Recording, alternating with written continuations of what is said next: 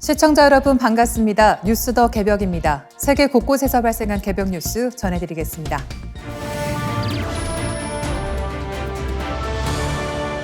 이재명 대통령이 전시작전 통제권, 이른바 전자권 회복 문제를 두고 강한 의지를 드러냈습니다. 이 대통령은 5월 26일 경남 창원시 진해 해군 잠수함 사령부에서 열린 제1회 미래국방전략위원회에 참석해 당장 전자권을 회복하더라도 아무 문제가 없다고 밝혔습니다.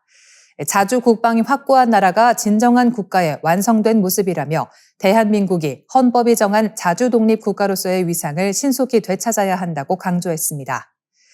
회의에 참석한 안규백 국방부 장관도 전자권 회복 준비가 상당한 진척 단계에 들어섰다고 보고했습니다. 안 장관이 내일 전자권이 회수되더라도 우리가 스스로 지키는데 크게 문제가 없다고 말하자 이 대통령은 크게 문제가 아니라 아무 문제가 없다고 해야 맞다고 지적했습니다. 이에 안 장관은 곧바로 아무 문제 없습니다 라고 답했습니다. 전자권 전환은 한미 간 핵심 안보 현안입니다. 한미가 합의한 전환 조건은 한국군의 연합방위 주도 능력, 북한 핵, 미사일 위협 대응 능력, 안정적인 한반도 및 영내 안보 환경 등 3가지입니다. 안 장관은 올해 완전 운용 능력 검증이 마무리되면 전자권 회복의 마지막 단계로 진입하게 된다며 한미 안보 협의회 이후 전환 시기를 대통령에게 건의하겠다고 밝혔습니다. 이날 회의에서는 핵추진 잠수함 도입 계획도 공개됐습니다. 정부는 이를 장보고 N 사업으로 명명했습니다. 한국 초대 잠수함인 장보고함의 정신을 계승하고 차세대 모델과 핵추진 방식, 첨단 신기술을 결합하겠다는 의미입니다. 이 대통령은 핵잠이 굳건한 한미동맹을 기반으로 하면서도 한반도의 평화와 안보를 우리 스스로 책임지겠다는 의지의 상징이라고 말했습니다. 정부는 핵연료 농축도 20% 미만 사용, 국내 개발과 국내 건조, 원자로와 조선 기술을 활용한 자주적 건조, 건조부터 해체까지 안전관리, 2030년대 중반 일본함 진수라는 5대 원칙을 제시했습니다. 특히 국내 건조 원칙은 향후 한미 간 논의에서 핵심 쟁점이 될 가능성이 큽니다. 앞서 도널드 트럼프 미국 대통령은 한국의 핵잠 도입에 합의한 뒤 미국 필라델피아 조선소 건조를 언급해 혼선을 빚은 바 있습니다. 이 핵잠 개발 예산은 최대 28조 9천억 원 규모로 거론됐습니다. 올해 국방비의 절반에 가까운 규모인 만큼 별도 특별회계 편성이 필요하다는 지적도 나옵니다. 동시에 정부는 인공지능과 드론 중심의 미래전 대비도 공식화했습니다. 장거리 자폭 무인기와 소형 드론, 다족 보행 로봇 등 무인 전투 체계를 조기에 확보하고 신속한 전력화를 위한 국방 첨단 전력 사업법 제정도 추진할 방침입니다. 이번 회의는 한미동맹을 유지하되 한국이 스스로 작전과 전략을 주도하겠다는 메시지를 분명히 담고 있습니다. 생성형 인공지능 AI 사용을 둘러싼 남녀 간 격차가 전 세계적으로 뚜렷하게 나타나고 있다는 연구 결과가 나왔습니다. 단순한 이용률 차이를 넘어 앞으로 AI가 누구의 경험과 관점을 더 많이 학습하게 될 것인가라는 문제로 이어질 수 있다는 점에서 주목됩니다. 최근 공개된 논문 젠더 격차와 생성형 AI에 대한 글로벌 증거에 따르면 남성이 여성보다 챗GPT를 비롯한 생성형 AI를 더 많이 사용하는 것으로 조사됐습니다. 이 연구에는 하버드 경영대학원의 렘브란트 코닝 교수, 버클리 하스 경영대학원의 솔레네 델레코트 교수, 스탠퍼드대와 버클리 경영대학원 박사과정 연구자가 참여했습니다. 연구진은 기존의 18개 학술 및 실무 연구를 종합 분석했습니다. 해당 연구들에는 전 세계 약 13만 3천 명이 포함됐습니다. 분석 결과 챗GPT가 출시된 2022년 11월부터 2024년 5월까지 월 평균 사용자 2억 명 가운데 남성은 58%, 여성은 42%로 나타났습니다. 퍼플렉시티 사용자 중 여성 비율은 42.4%, 엔스로픽의 클로드 사용자는 31.2%에 그쳤습니다. 격차는 모바일 환경에서 더 크게 벌어졌습니다. 2023년 5월부터 2024년 11월까지 챗GPT 앱 다운로드에서 여성 비율은 27.2%에 불과했습니다. 클로드와 퍼플렉시티 앱에서도 비슷한 흐름이 확인됐습니다. 연구진은 이런 현상이 미국과 캐나다, 일본과 같은 고소득 국가뿐 아니라 인도, 브라질, 케냐 같은 중저소득 국가에서도 공통적으로 나타났다고 설명했습니다. 특정 목적을 위해 만들어진 AI 도구에서도 같은 흐름이 관찰됐습니다. 연구 대상이 된 AI 도구 3,821개 가운데 여성 방문자 비율은 평균 34.3%였습니다. 메타 분석 결과에서도 여성은 남성보다 생성형 AI를 사용할 확률이 약 20% 낮은 것으로 나타났습니다. 전문직과 교육 현장에서도 격차는 뚜렷했습니다. 박사 과정을 마친 연구자들을 대상으로 한 조사에서는 성별 격차가 21%포인트에 달했습니다.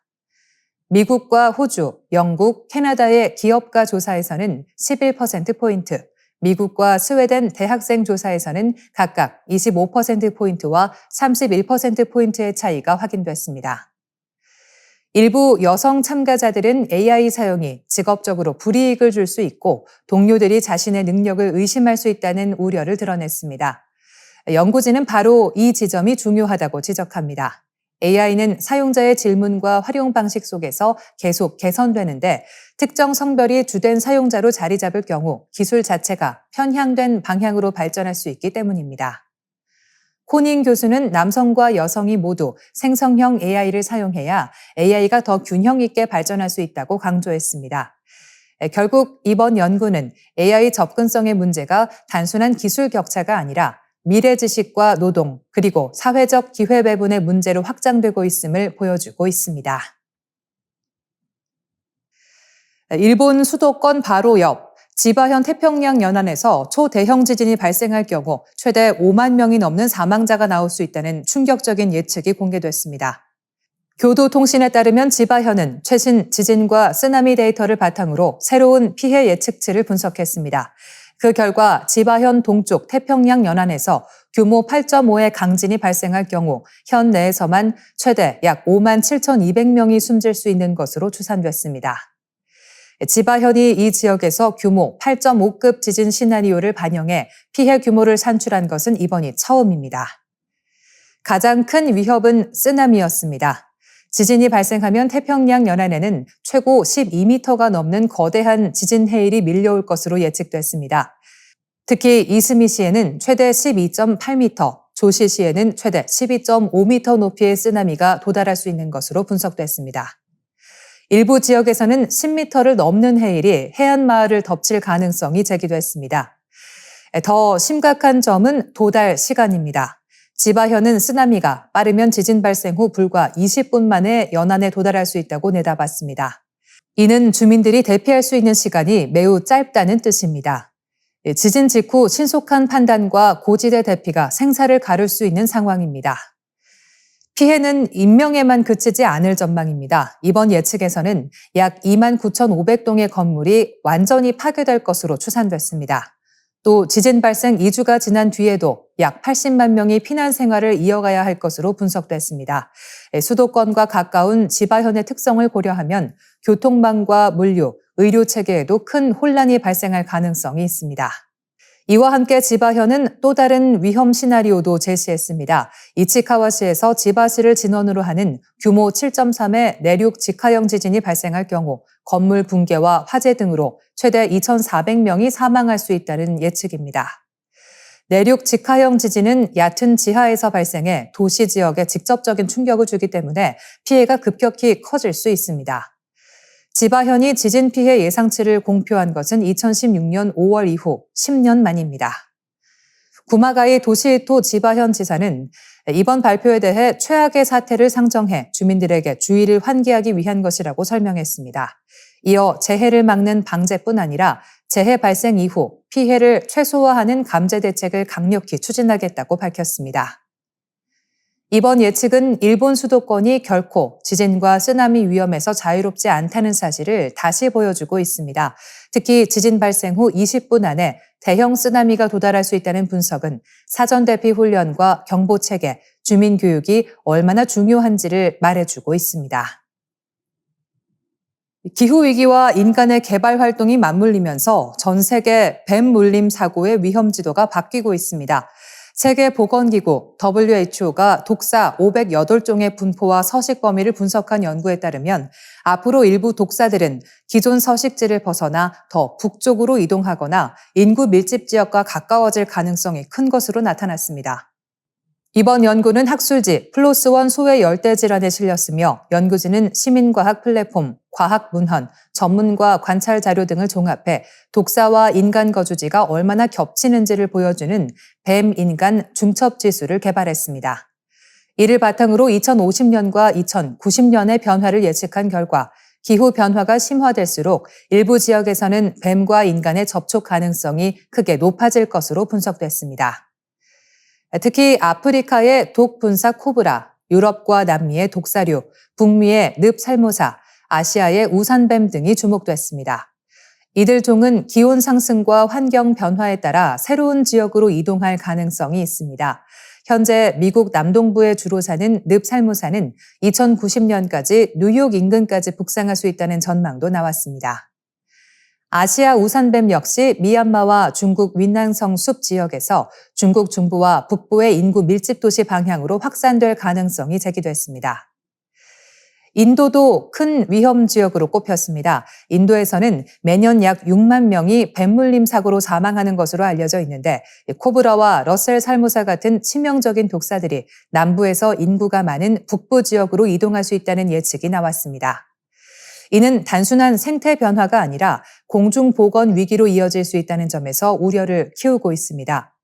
다만 모든 뱀이 서식지를 넓히는 것은 아닙니다. 아프리카 뻐끔살모사, 아마존 산호뱀, 파푸아뉴기니와 오스트레일리아의 일부 독사류 등은 숲과 습지, 초원이 목장과 농지로 바뀌면서 오히려 생존 기반을 잃을 가능성이 큰 것으로 조사됐습니다. 기후 위기는 인간에게는 뱀물림 위험을 높이고 동시에 뱀에게는 멸종 압력을 가하는 이중의 위협이 되고 있는 셈입니다. WHO 소속 과학자인 데이비드 윌리엄스 박사는 앞으로 50년 뒤에는 과거의 독사가 발견되지 않았던 지역에서 새로운 종이 나타날 수 있다고 경고했습니다. 이는 뱀 물림을 경험해보지 못한 지역 주민들이 갑작스러운 위험에 노출될 수 있다는 뜻입니다. 농가 마당과 물가, 놀이터, 운동장과 같은 일상 공간에서 독사와 마주칠 가능성도 배제할 수 없습니다. 연구진은 이번 예측이 해독제 비축 위치와 의료시설 대응 능력 확보, 그리고 위협받는 뱀종의 보전 대책을 세우는 데 활용될 수 있다고 밝혔습니다. 매년 전 세계에서 약 400만 건의 뱀 물림 사고가 발생하는 것으로 추정되는 가운데 기후 위기는 이제 감염병과 폭염뿐 아니라 독사와 인간의 충돌이라는 새로운 보건 위기까지 불러오고 있습니다. 오늘 저희가 준비한 소식은 여기까지입니다. 내일 이 시간 다시 찾아뵙겠습니다.